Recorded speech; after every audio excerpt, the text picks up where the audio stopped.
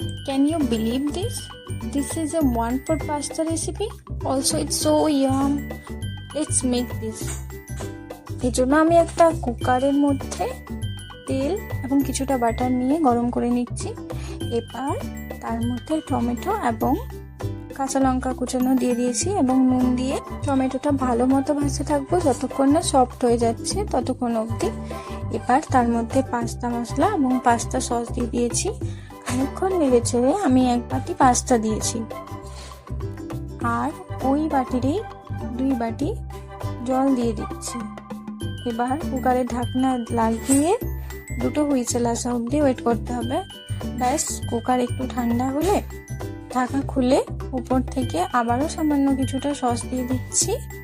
এবার একটু নাড়াচাড়া করে সার্ভ করলে একদম টেস্টি পাস্তা রেসিপি, তাও আবার একদমই 10 মিনিট।